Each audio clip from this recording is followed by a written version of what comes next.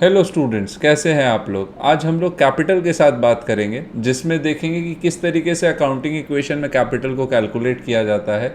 और कैपिटल का कैलकुलेशन को हम लोग टी फॉर्मेट में भी समझेंगे और अकाउंटिंग इक्वेशन के फॉर्मेट में भी समझेंगे, मतलब एक स्टेटमेंट फॉर्मेट में भी समझ में आएगा आपको। ठीक है, इतना मैं श्योरिटी दे सकता हूँ कि इस वीडियो के बाद आपको कैपिटल का कैलकुलेशन में कोई दिक्कत नहीं आएगा। हाँ सर, चलिए बात करिए। सबसे पहले कैपिटल क्या होता है। सर, कैपिटल वो रकम है जो कि ओनर लगाता है अपने बिजनेस में। ठीक है, ओनर कैपिटल में बिजनेस लगाता है और यहीं से अपना सेपरेट एंटिटी कंसेप्ट भी आता है, जहां पर बिजनेस को अलग और ओनर को अलग आइडेंटिटी के बारे में बात किया। अगर ओनर ये कैपिटल का पैसा बिजनेस में नहीं लगा करके बैंक में लगाता, ठीक है, ये पैसा वो बिजनेस में नहीं लगा करके यदि बैंक में लगाता, तो क्या बैंक ओनर को इस पैसे पर इंटरेस्ट देता? जवाब है हाँ सर। बैंक में अगर हम कुछ भी पैसा डिपॉजिट करेंगे तो ओनर को इंटरेस्ट बैंक देगा। तो सेम लॉजिक से बैंक अलग है, ओनर अलग है, इसीलिए बैंक ओनर को इंटरेस्ट दे रहा है। In the same way business भी ओनर को लगाए गए पैसे पर हो सकता है इंटरेस्ट दे, जिसे हम बोलने वाले हैं इंटरेस्ट ऑन कैपिटल। ठीक है, तो बिजनेस ओनर को इंटरेस्ट ऑन कैपिटल दे रहा है, मतलब from business point of view it is an expense. हाँ, ठीक है। अब इसी चीज को एक दूसरे तरीके से समझते हैं। ओनर अगर अपने बिजनेस में पैसे लगाता है तो ओनर अपने बिजनेस से पैसे निकालेगा भी फॉर पर्सनल पर्पस। हाँ, और इसे हम क्या कहते हैं? इसे हम कहते हैं ड्राइंग। ठीक है, तो अब ओनर को पैसे चाहिए थे 5 लाख रुपए, उसने बिजनेस से पैसे निकाल लिए 5 लाख रुपए। ठीक है, मानो उसका बिजनेस नहीं था, मानो ओनर को पैसे चाहिए, तो वो क्या करता? वो बैंक के पास जाता और लोन लेता कि भाई घर खर्चा है, मेरे को बैंक के पास जाना, और मैंने बैंक से लोन ले लिया। अब बैंक ने ओनर को क्या दे दिया सर? लोन दे दिया। ओनर को इस लोन पर क्या इंटरेस्ट चुकाना पड़ेगा? हाँ, इसे इंटरेस्ट देना पड़ेगा क्योंकि इसने बैंक से लोन लिया, क्योंकि बैंक अलग है और ओनर एक अलग शख्स है। सेम लॉजिक में अगर यहाँ पे बात करूँ तो बिजनेस से ओनर ने पैसे निकाले। हाँ, ओनर को 5 लाख रुपए चाहिए, तो ओनर ने बिजनेस को बोला भैया मेरे को 5 लाख रुपया दो। तो बिजनेस दे तो दिया, लेकिन बिजनेस अलग है, ओनर अलग है, तो इस निकाले गए पैसे पर बिजनेस को इस निकाले गए पैसे पर ओनर को बिजनेस में वापस से इंटरेस्ट देना पड़ेगा। इसे हम कहते हैं इंटरेस्ट ऑन ड्राइंग। ठीक है, तो जब यहां पर हम लोग क्या देखते हैं? ओनर रिसीव करता है इंटरेस्ट ऑन कैपिटल, ओनर पे करता है इंटरेस्ट ऑन ड्राइंग। ठीक है, पे करता है सर, क्या कैश का लेन देन है? ऐसा भी हम नहीं बोल रहे। अभी हम ये बोल रहे कि ओनर को इंटरेस्ट ऑन ड्राइंग देना है और इंटरेस्ट ऑन कैपिटल को रिसीव करना है। हाँ सर, ये तो समझ में आ गया। एक बार इसको हम लोग एक जगह पर रखते हैं। इंटरेस्ट ऑन कैपिटल में ओनर रिसीविंग एंड पर है, और अगर मैं इंटरेस्ट ऑन ड्राइंग की अगर बात करता हूं, इंटरेस्ट ऑन ड्राइंग में ओनर जो है वो गिविंग एंड पर है, मतलब ओनर दे रहा है यहां पर पैसा। ठीक है, यहां पर ओनर क्या है? यहां पर ओनर है रिसीवर। ठीक है, तो ये अगर मैं बिजनेस पॉइंट ऑफ व्यू से बात करता हूं तो बिजनेस यहां पर ओनर को पैसे दे रही है, तो बिजनेस के लिए ये एक तरीके का खर्च हो गया। और अगर मैं इंटरेस्ट ऑन ड्राइंग की बात करता हूं तो यहां पर वो ओनर से पैसे ले रही है, तो पैसे का लेना मतलब उसके लिए ये एक तरीके का business point of view it is an income. हाँ सर, इतना तो समझ में आ गया कि इंटरेस्ट ऑन कैपिटल और interest on drawing owner receive करता है और ओनर देता है। ठीक है, रिस्पेक्टिवली। अब इसका हमारे कैपिटल से क्या लेन देन है, इसके साथ बात करिए। कैपिटल किस तरीके से निकाला जा सकता है? कैपिटल में आपसे 2 तरीके का सवाल हो सकता है। या तो आपसे बोलेगा ओपनिंग बैलेंस बताओ कितना है, या फिर ये आपको बोलेगा क्लोजिंग बैलेंस बताओ कितना है।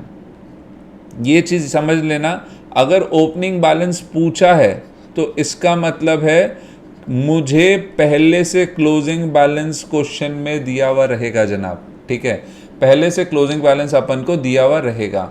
Same logic with closing balance है कि अगर क्लोजिंग बैलेंस पूछ रहा है इसका मतलब ओपनिंग बैलेंस अपन को दिया हुआ रहेगा, जनरली दिया हुआ रहता है सवाल में। अब सर टेक्निकल तो कैसा भी क्वेश्चन हो सकता है, अभी मैं एक बेसिक समझा रहा हूँ कि ओपनिंग बैलेंस अपन को निकालना है तो क्लोजिंग दिया हुआ होगा क्वेश्चन में, और अगर क्लोजिंग निकालना है तो ओपनिंग दिया हुआ होगा क्वेश्चन में। हाँ सर, ये तो समझ में आया, आगे बात करिए। तो यहाँ से अब सिचुएशन देखते हैं क्या क्या होता है, एक स्टोरी समझते हैं और स्टोरी के थ्रू इसको समझते तो और मज़ा आएगा। ओनर ने बिजनेस स्टार्ट किया विद अ ओपनिंग और इन्वेस्टिंग अ कैपिटल ऑफ से फॉर एग्जांपल 50,000 रुपये, ठीक है। अब ओनर को लगा कि यार व्यापार तो सही चल रहा है, इसमें और पैसे लगा सकते हैं, तो ओनर ने और एडिशनल कैपिटल को इंट्रोड्यूस किया। से फॉर एग्जांपल 30,000 रुपये उसने और लगाए, व्यापार चला। ओनर को घर खर्च के लिए कुछ पैसे चाहिए थे तो ओनर ने पैसे क्या किए, विथड्रॉ कर लिए, ठीक है, not for the business purpose rather for personal purpose. तो यहाँ पर हम इसको ड्राइंग भी बोल सकते हैं। ओनर ने से फॉर एग्जांपल 5,000 रुपये विड्रॉ कर लिए, ठीक है। तो अभी यहाँ पर बिजनेस में कितना लगा हुआ था सर, 50,000।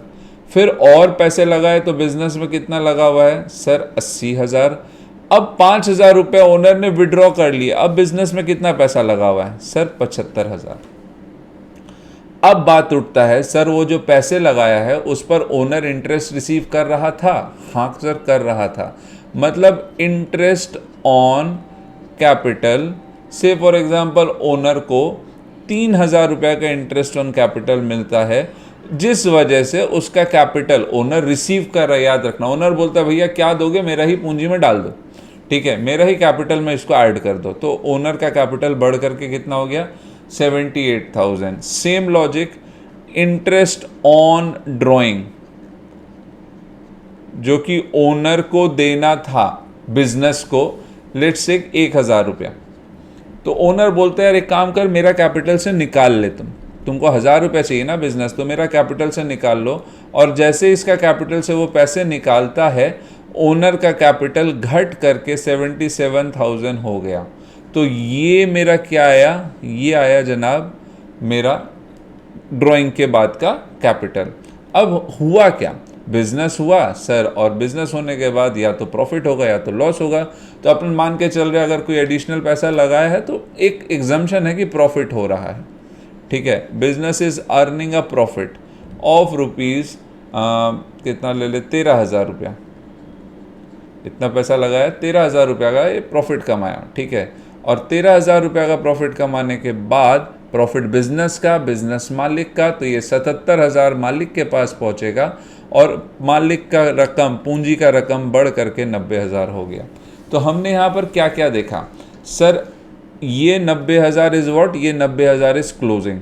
तो क्लोजिंग कैपिटल तक पहुंचने के लिए ओनर ने ओपनिंग कैपिटल में ऐड किया एडिशनल कैपिटल, माइनस किया जो उसने पैसे निकाले, ऐड किया इंटरेस्ट ऑन ड्राइंग, माइनस किया ऐड किया इंटरेस्ट ऑन कैपिटल, माइनस किया इंटरेस्ट ऑन ड्राइंग, और अगर प्रॉफिट था तो इट इज़ एडेड। और ये समझने वाली बात है कि अगर लॉस होता तो क्या होता सर, अगर लॉस होता तो इट विल बी डिडक्टेड। और सारा हिसाब किताब करने के बाद मेरे पास जो क्लोजिंग कैपिटल आ रहा है, ये आ रहा है जनाब 90,000 रुपये का।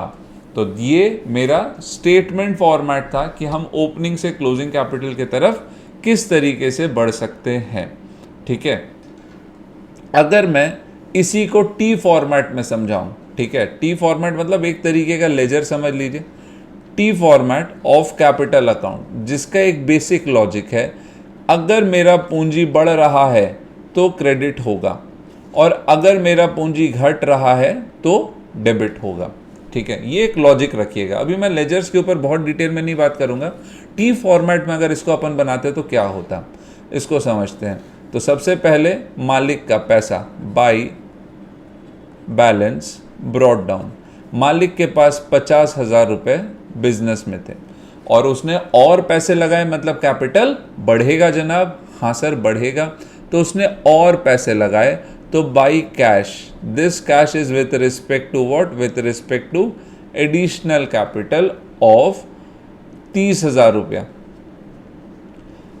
अब उसने पैसे निकाले तो यहां पर आ जाएगा टू कैश, ब्रैकेट में ड्राइंग लिख सकते हैं। उसने पैसे निकाल लिए 5,000 रुपये, और पैसे का निकलना पूंजी का घटना, और पूंजी घटता है तो डेबिट साइड रिकॉर्ड होता है। याद रहे मेरा डेबिट ये है और ये मेरा क्रेडिट है। फिर उसको अपने इंटरेस्ट पर कैपिटल मिल रहा है, वो बोल रहा है मेरे पूंजी में जोड़ दो। पूंजी में जोड़ दो मतलब पूंजी को बढ़ा दो, और पूंजी बढ़ेगा तो अभी हमने देखा था कि क्या होता है, क्रेडिट होता है। तो इंटरेस्ट ऑन कैपिटल उसको मिला है 3,000 रुपये का। Same logic interest on drawing businessman firm को देगा, बिजनेस को रीपे करेगा। तो बोलते हैं यार देख काम करो, मेरा पैसा जो पूंजी में है ना वो निकाल लो मतलब घटा दो, और घटेगा तो डेबिट होता है। तो टू इंटरेस्ट ऑन ड्राइंग,